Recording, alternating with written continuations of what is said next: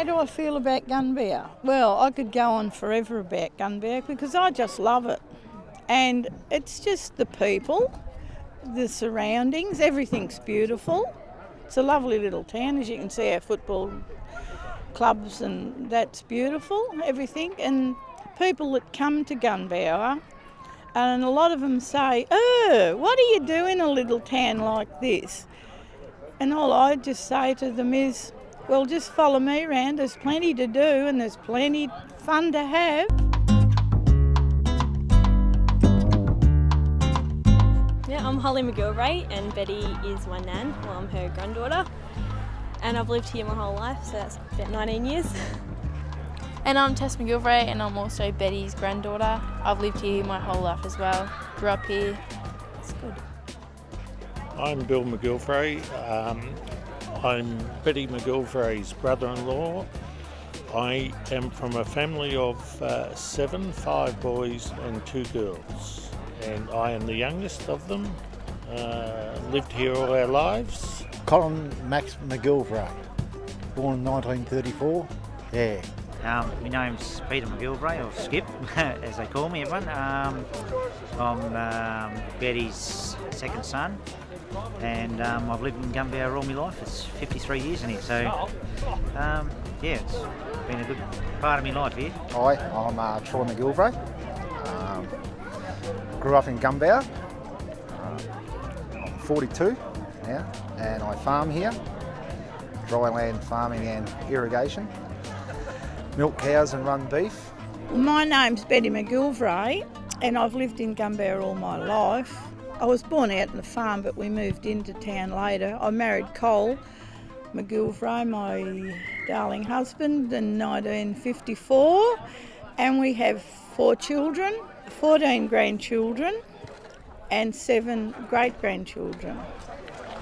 Close, very close family, mum's family, because she's the matriarch of the joint, so and she's made us be a very tight-knit family, and that's how our families are too.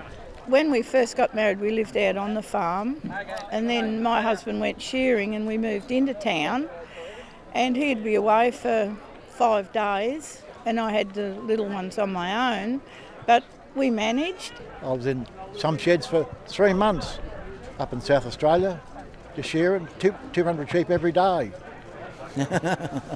Every day. Yeah, my grandfather, Dave, or DC he was known as, was a pretty good runner who's passed away now, is long gone. He won the Store Mile and Half Mile and basically laid dead to get his odds up and won both and won enough money to buy a farm. There's a lot of difference in farming to when we grew up. Things were pretty easy. They have to buy their feed in now, whereas before it was growing in the paddocks.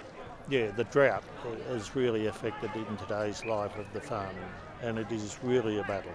It's too hard now farming, too high a cost in production.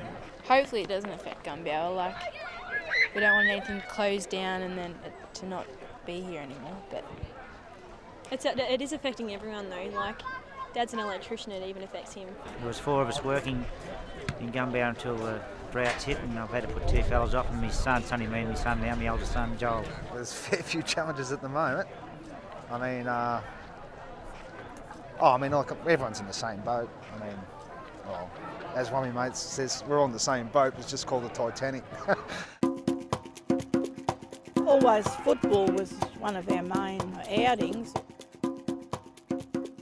My husband used to say, give them plenty of sport and it keeps them out of trouble.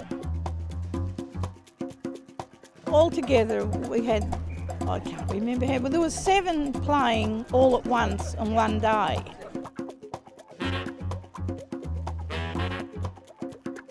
I think there was 9 here dressed in their football gear altogether.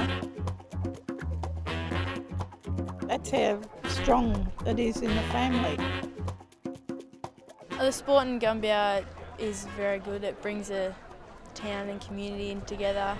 It's just bred into the McGillivrays, I think that's what it is. And I've been involved with the footy club since all my life. I've been a timekeeper for 45 years and done 30 grand finals in a row, including 16 senior grand finals in a row. Played with some good guys, really nice guys, and I think that's the secret to the club here, that didn't matter how good you were or what you'd done, everyone got on well. We were made to play sport, and it was put into us, and that kept us off the street or whatever. Because when I married Cole, one of the first things my mother-in-law said to me, you know, you've married into the family, you're expected to work on the football shed, and I'm still going to work today. And that's 54 years ago. Well, we've amalgamated with Leachville, merged with Leachville, as in the football. This is Leachville Gunbower now, and the crickets last year, 2 years ago, went to Leachville Gunbower, so that tells you how many people are actually moving out of the district. Well, I mean, it's very hard now for the young people. And it's different to when we were young. Like we had, well, I think more freedom. I'd like to move away from Gunbower and probably come back here though, after a while. Once they become that teenage, they've got to move away to get work or go to school or whatever, but there was kids in our day that went away to school but didn't come back home to the farm. I would like to move away, but always come back. But yeah, probably move to Bendigo or somewhere, get a job there, go to uni. Droughts made it hard for electricians, builders and all that sort of stuff, and a lot of people are dropping out of the area. So, Well, most young ones go to university now, don't they?